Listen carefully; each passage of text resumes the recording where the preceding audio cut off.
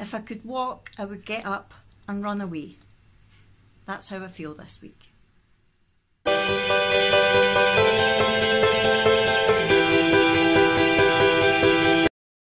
Hi everyone, welcome back to Our Crazy Life Scotland. It is Fiona here and it's Monday, so it's weigh day. As you can probably tell, I'm not my usual bubbly, bouncy self today. Have you ever had one of those weeks where nothing major on its own has happened, but just little niggly things have built up and built up and built up until you just want to scream? That's me this week, definitely. It's been one of those weeks. I think I've told you before how I feel about bad customer service, and I've experienced it twice this week, and that in itself did set me off a bit. Oh, hello Clyde, are you coming to join us? Hello puppy, hello. Yeah, a couple of things that I had customer service wise. I've had arguments, well, not arguments, I've had heated correspondence, shall we say, with the management of the Hydro, the SSE Hydro in Glasgow, which is basically like our events campus where you have concerts and things like that. There's been a couple of things on there, or tickets have gone on sale there recently for a couple of things that I really wanted to go to. And I've tried to get tickets, but being in the wheelchair, needing accessible tickets, you can't order online like everybody else. There's a phone line that you have to phone. Now this phone line, oh, now we're being joined by Ranach. We're getting all the doggies today. Hello Ranach. You coming to say hello? You coming to say hello? The viewers like you. Come say hello. Come on in. You coming? Didn't he be a cactus? No, he's not coming to say hello. He'll wait until I'm not asking him to, and then he will. Guaranteed. Yeah, so basically, if I want tickets for an event, I need to phone the accessible ticket line, which involves, it's a free phone number. However, when it's busy, you get the engaged tone and then it cuts off. You don't get a queuing system, you don't get any kind of message, you just get cut off. Other times you phone and it rings and you're like, yay, I'm getting through. And it rings and it rings and then you get cut off. No queuing system, no automated message, nothing. So last week, no, a couple of weeks ago, I had tried to get tickets for a show called Still Game. Now, if you're not from Scotland, I don't think you get it in England. Still Game is a BBC programme. It's a comedy about two old guys and it is hilarious. It's set in Scotland and it's just so funny. It was on years and years ago and then it stopped for a while and then they brought it back a couple of years ago and they've announced that this is the last ever series of it. And then they announced that they're doing one more live tour of it and then that's it. So as you can imagine, tickets for the live tour were really, really selling like hotcakes. So I tried to phone to get tickets and couldn't get through, so I gave up. Abby was really disappointed because she was wanting to go with me. Then on Thursday, I found out that tickets for Russell Howard, the comedian, were going on sale. And I thought, oh, I would love to see him live. I really think he's hilarious, as does Abby. So let's try and get tickets. So I thought, I'm not going to phone when they go on sale at 10 o'clock. I'm going to wait until later in the afternoon to phone so I'm not getting the constant engaged tone. So I phoned later in the afternoon and it rang. And it rang. And I got cut off after maybe 3 minutes. So I phoned back and it rang and it rang. And I got cut off after 5 minutes. Wasn't best pleased. So the next day I was telling Jack about it and said, oh, I really tried to get tickets. I thought it would be great to go and see him. And he went, try it again. So at this point it was 3:30 on Friday afternoon. I thought, that's a decent time to try. And it rang for 3 rings and then cut off. Strange. So I tried again. and it rang for 4 minutes 21 seconds, then cut off. As you can probably imagine, there was steam coming out my ears at this point. Sorry, I know I'm rambling on, but I just need to get it out there. So I emailed them and said, this isn't good enough. Now, I never play the equality card being in the wheelchair. I just accept that life is what it is. But on this occasion, I did. I basically said, it's unfair that in this day and age of equal rights, that people who need accessible tickets don't have the same rights as everyone else. We can't go online and be put in a queuing system if it's busy and then get tickets. We have a complete lottery as to whether we get through or not. If we phone straight away, it's engaged. If we phone later on, it rings and then cuts off. There has to be a better way. I got an email back saying, yeah, but you need to phone the ticket line because we're trying to protect the accessible seats. We don't want people taking them if they're not requiring them. So I emailed back saying, fair enough, I appreciate that. However, when you get through on the accessible line, nobody asks if you need accessible tickets. They just say, okay, what tickets do you need? How is that protecting the spaces? I don't get it. And while I was on there, I went on a little rant about, me on a rant? Never. I went on a little rant about how they never ask for proof of disability either on the phone or when you get to the hydro. So I have actually heard people saying, and this is without a word of a lie, I have heard people saying that they get accessible tickets either because it's a better view, which is not always, to be honest, or because they get a ticket free or cheap, which is true, because if you're disabled, you do get a ticket for your carer, either free or half price, reduced price. So you can imagine how much my blood boils when I hear people like that talking. So that went in the email. Also the fact that they don't let you get dropped off in front of the hydro if you've got a blue badge, a disabled badge, where the taxis can drop off and where the people in limos get dropped off. No, if you're disabled, you're not allowed to do that. You have to go to the same drop-off point as everybody else, which is about a 10-minute walk. And if I'm there with Brooke myself, it's a long way for her to push me, so I don't think that's fair either. So anyway, I went on with a rant about all of this. The next thing I know, I'm getting an email from the woman saying, can I get your phone number please, because if you tell us the shows that you're interested in, I might be able to help you. And I'm thinking, yeah, right, so you can, because there's no way there's going to be tickets for either of those shows left. I know how well they sell. So I gave her my phone number and she phoned and she apologised and, oh, we've tried this way, we've tried that way. Well, anyway, she was very nice and I spoke to her for over 20 minutes on the phone. I got all my points put across and she did listen. She did explain some of them, but others just, no. There's no excuse for not having a queuing system in place on a phone line in this day and age. Everywhere can do it. If your energy companies can do it, your event companies can do it. I'm sorry. Anyway, eventually she said to me, what are the events? Let me see if I can get you tickets. And I'm thinking, there's no way there's tickets left. So I told her, oh yes, I've got tickets for that. And I'm thinking, yeah, you've managed to find tickets for that. If I'd got through to the booking line right now, I would have been told, no, it's sold out. Anyway, I wasn't going to look a gift horse in the mouth. So I said, oh, great. So I did manage to get tickets for myself and Abby for both Still Game and Russell Howard, which is fantastic, but I was still in a right mood with them, to be fair. So yeah, that was my first. So it was bad customer service, which turned into relatively good customer service, so I will give them that. The other bit of bad customer service was, and I know I've mentioned them before in relation to this, Muscle Food. Jack had said to me, Muscle Food are doing really, really good deals just now. And I said, yeah, I know, they're always emailing me. He said, but somebody at my work had mentioned that they only sell halal meat. Do you know if that's the case? And I was like, oh, I don't know. I'll go on the website and find out. Now, I'm not wanting to get into a political argument or anything like that regarding this. What I will say is my views on halal meat is that it's cruel.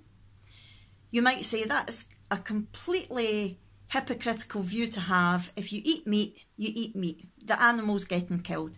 And yes, I totally agree the animal is getting killed. However, as an animal lover, I would much prefer that the animal didn't feel any pain before it was getting killed, which is the way that the meat that I eat should be killed. However, halal meat is, the animal is not stunned. In most cases, the animal isn't stunned first. They have their slit throat, they have the throat slit. They're then left to bleed slowly to death as a ritual is read to them.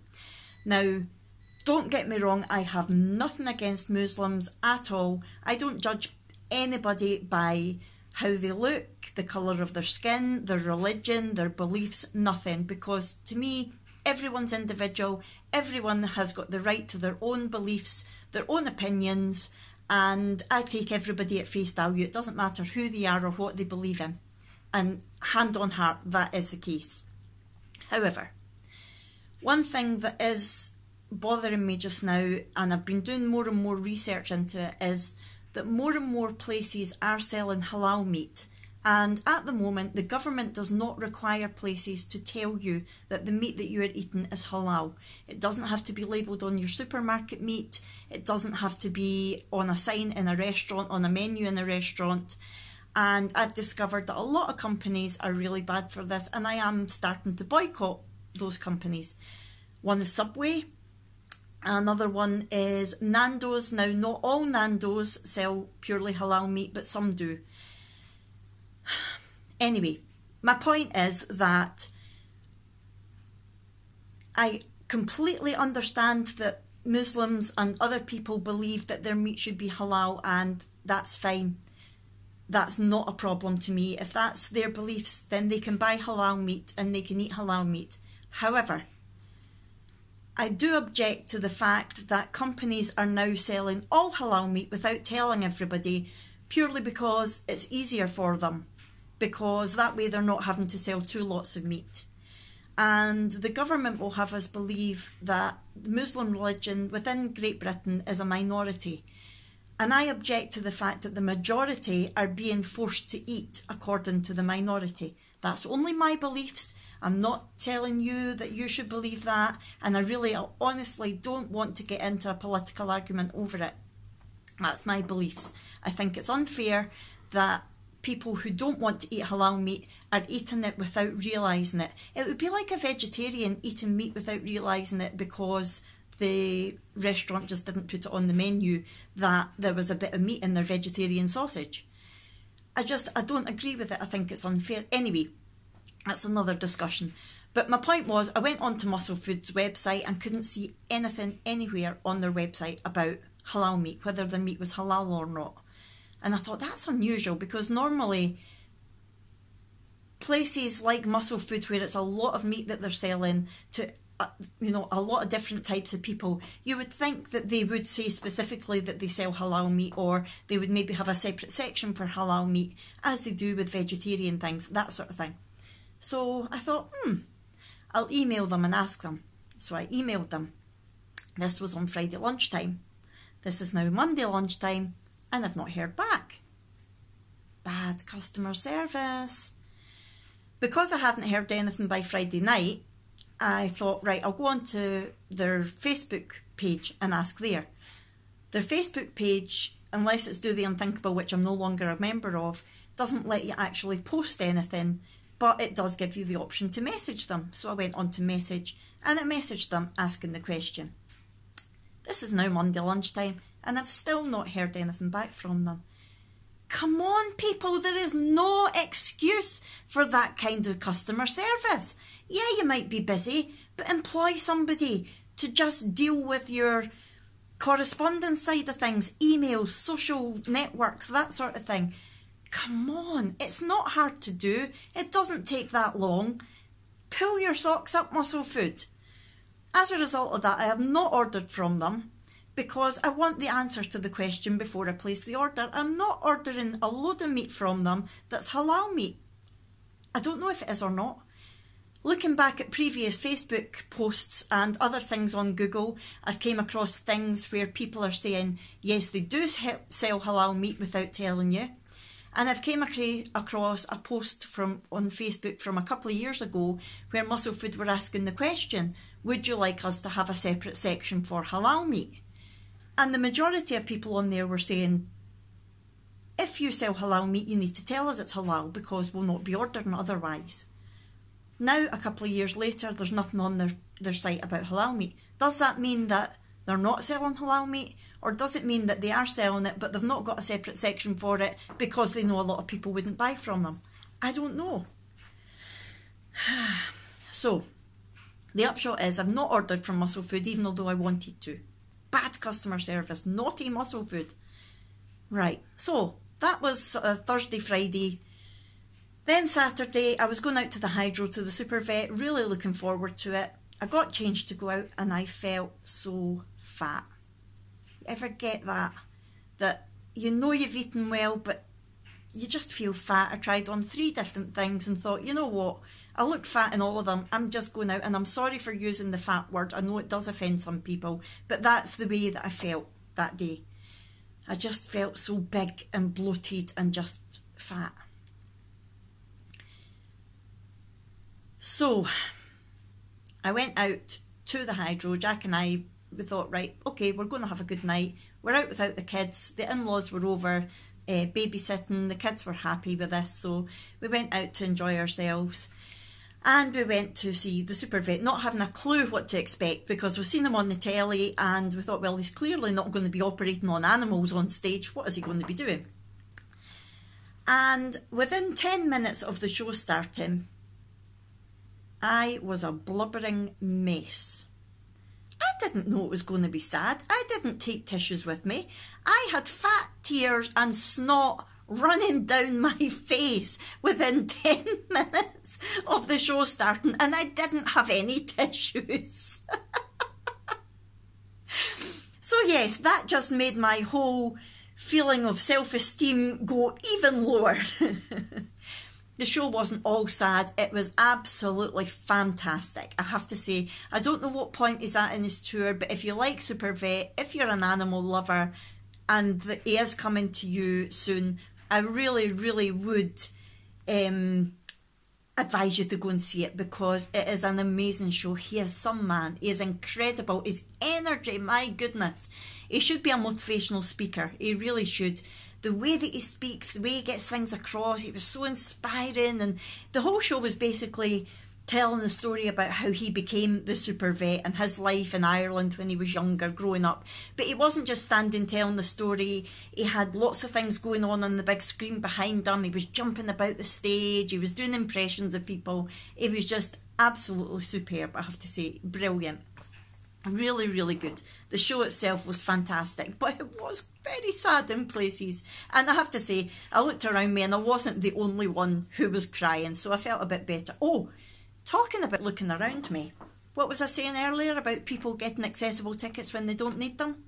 Well, the 2 people directly next to me were sitting there, both in normal chairs.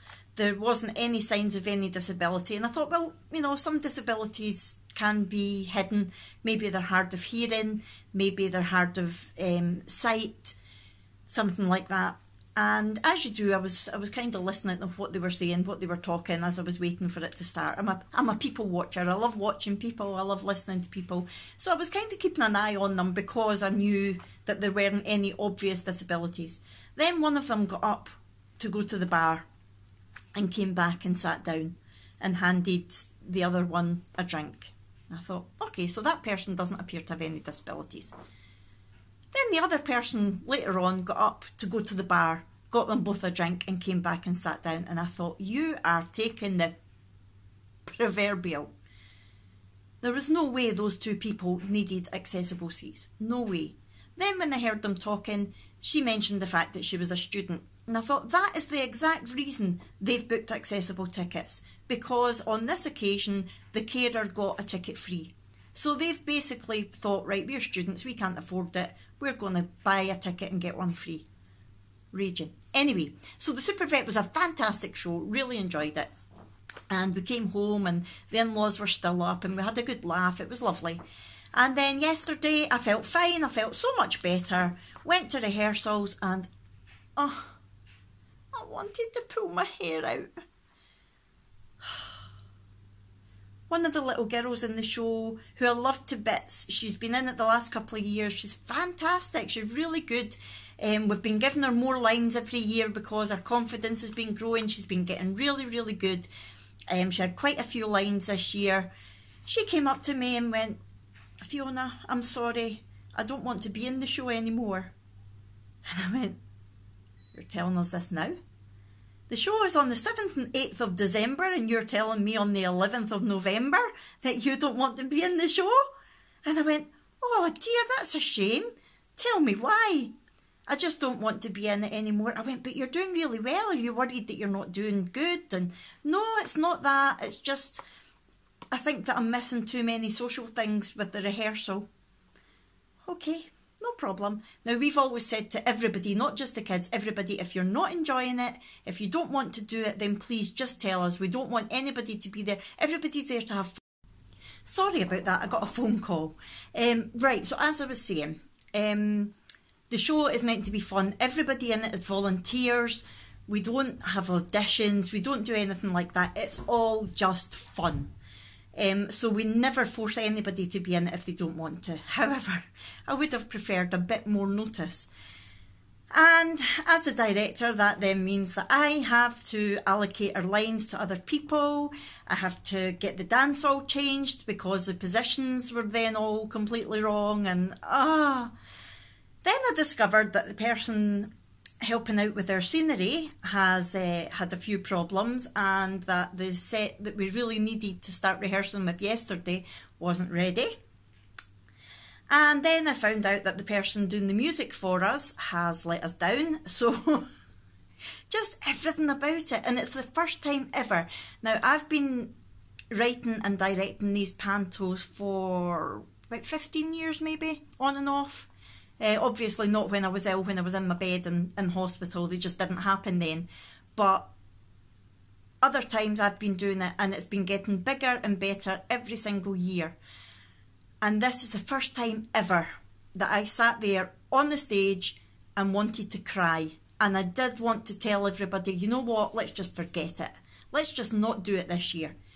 And you know, the only reason that I didn't was because there's 50 tickets being sold already. The tickets have just gone on sale. 50 have been sold already, and we've got no way of telling these people or giving them their money back. But I don't want to let anybody down. Plus the fact that all of the money that we get from it goes to charity. So I don't want to let the charity down either. And everybody's put so much hard work into it already. So it wouldn't have been fair, but it was just that fleeting moment that I wanted to say, fuck it. Pardon the French, let's just forget the whole bloody thing and go home. I didn't. We carried on, and it wasn't bad. So yeah, that was that.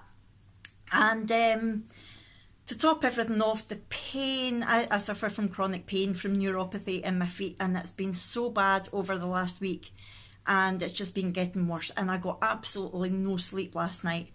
So that, I thought, was the final straw. Until I got up this morning and weighed myself.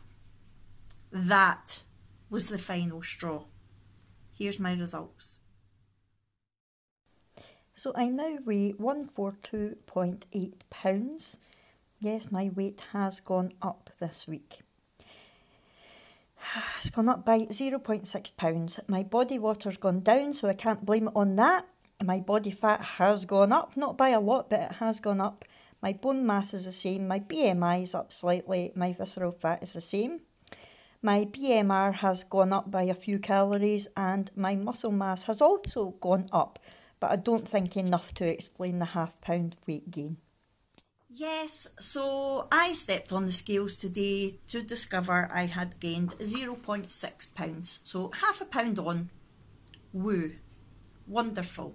Fabulous. Just what I wanted.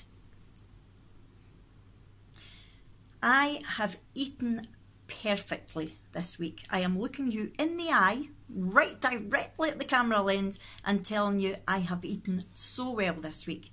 My sins have been no higher than 10 every day. I have really enjoyed what I've been eating, and I put on £0.5.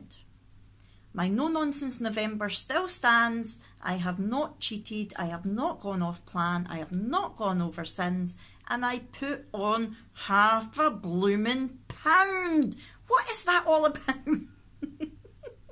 Sorry, but that really was the final straw. And I thought to myself, you know what? If I could get up out of this bloody wheelchair, I would run away. I wouldn't. But that's how I feel. Does anybody else ever feel like that? You just want to shout at the whole world and say, you know what, gonna just give me a break. And it's not because a major thing's happened. Nothing major's happened. I mean, talk about first world problems. I know nothing major's happened. It's just been the build-up of all these little things. And I don't know whether I could be hormonally premenstrual or not, because, sorry if this is TMI, but I've got the contraceptive implant. So I've not had a star week for 3 years. So I don't know whether it could be my hormones that are making me feel tense like this or stressed out or what. And that could also, I suppose, be why I have put on the weight when I've eaten so well. I don't know if it's anything to do with that. My hormones could be changing as well because the implant is due to get changed. It's getting changed this week. So my hormones could be up and down a bit over the next couple of weeks. Who knows? But yeah, I was really, really unhappy because I thought one thing that will make me feel better is getting a good loss to reflect the way that I've eaten this week. Boo.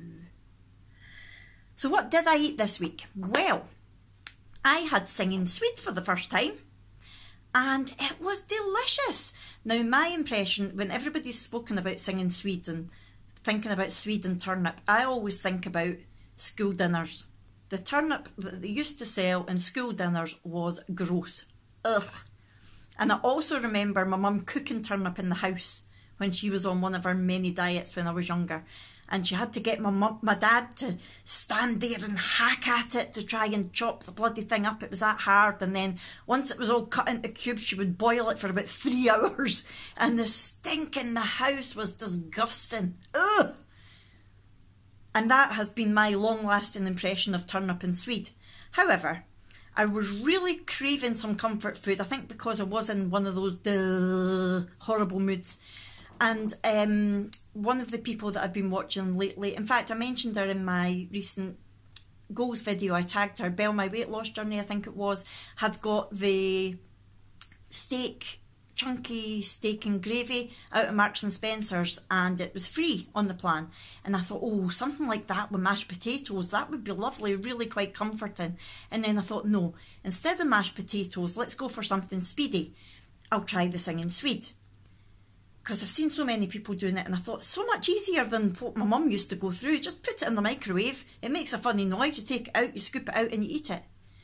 OMG, it was amazing. I am so glad that I did. It was so good. I didn't realise how much I would enjoy it. So I really, really enjoyed that. And I'll be having more of the singing Swede this week. The Marks and Spencer steak was lovely. I had got the small tin because it's really expensive. But it's free on the plan. And it was what I really fancied. So I got the small tin. And what I did was I bulked it out with mushrooms and onions so that it sort of made it stretch into 2 meals rather than one. So I basically just had that with a whole load of Swede, and it was so nice, really, really good. Another thing that I got when I was at Marks and Spencer's was Belle had also mentioned the mushroom and onion sausages or something from Marks and Spencer's, and said that they're once in each and they're delicious. So I've got those as well, and I've never had a vegetarian sausage before, and I thought, well, I'm going to give it a go and see what it's like. And my first taste was, oh, that is not a sausage, that is horrible.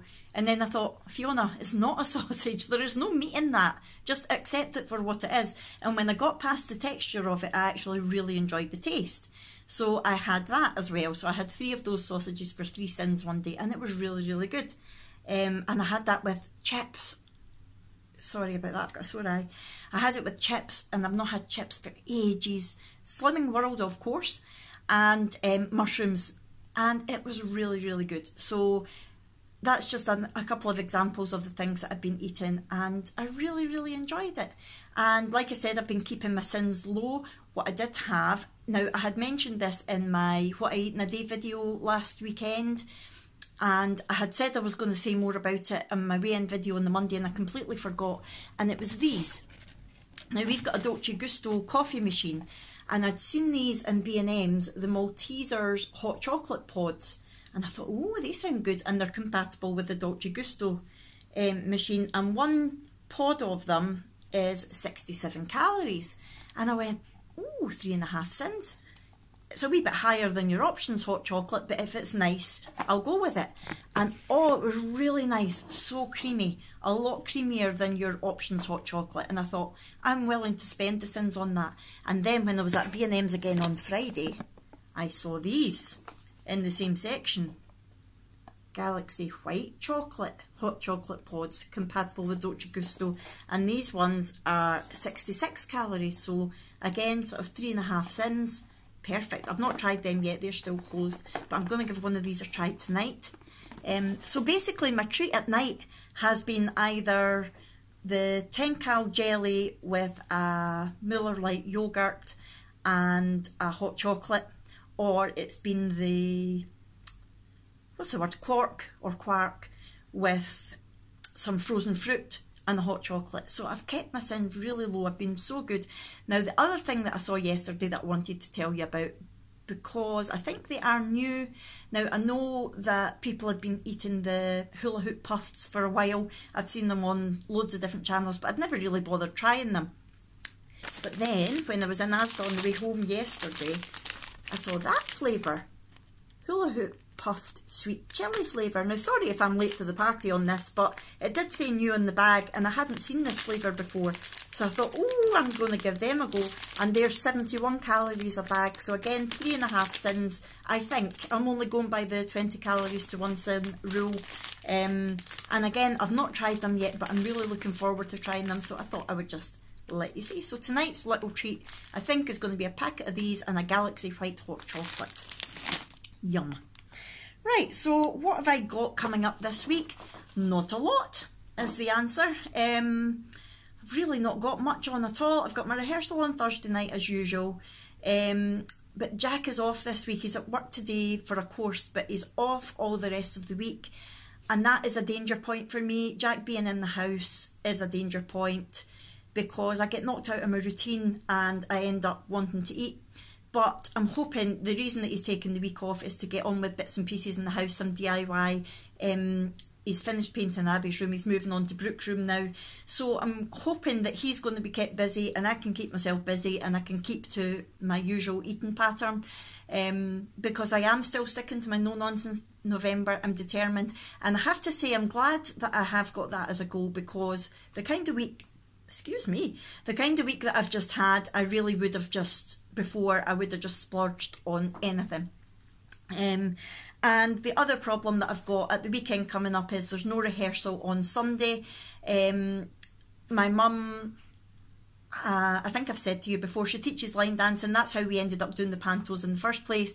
And most of the people who are in the panto are also in her line dancing class. And once a year she organises a weekend away for everybody, a big line dancing weekend in a hotel, and this is her weekend coming up. And since not only will she be away, but also half the cast will be away at this weekend, we're not having the rehearsal on Sunday. And I've got into such a routine now on a Sunday that I know what I'm doing with my breakfast and I know what food I'm taking with me to eat and things, that I'm a bit worried that being in the house for a full weekend is going to make me want to eat. So fingers crossed, I will be fine. I might end up doing another what I eat in a day just to keep me on track. I don't know. I'll wait and see. If I'm struggling, then I might just do that. But that's all I've got coming up. I've not got anything coming up this week that's like a night out or eating out or anything like that. So I'm hoping to be in a better tid after this. Thank you very much for letting me vent, letting me get this off my chest, and just basically letting me have a wee moan at you. I know a lot of you have probably switched off by now, and I apologise for that. I hope you will join me again next week. I promise that not all my videos are like that. If you're new to my channel, I am normally bubbly and upbeat and letting you know what's going on, but I think the pain, the lack of sleep, and the whole being peed off at customer service and panto problems has just kind of pushed me over the edge this week, especially with the little weight gain on top. So next week, hopefully, I will be coming to you in a much happier mood, and I will be coming to you with a huge weight loss, I hope. Okay, take care everybody. As always, please feel free to subscribe to my channel. Please leave your comments down below saying hello, or email me. My address is in the description box, and I love hearing from you, and I'll see you again next time. Bye everybody. Bye.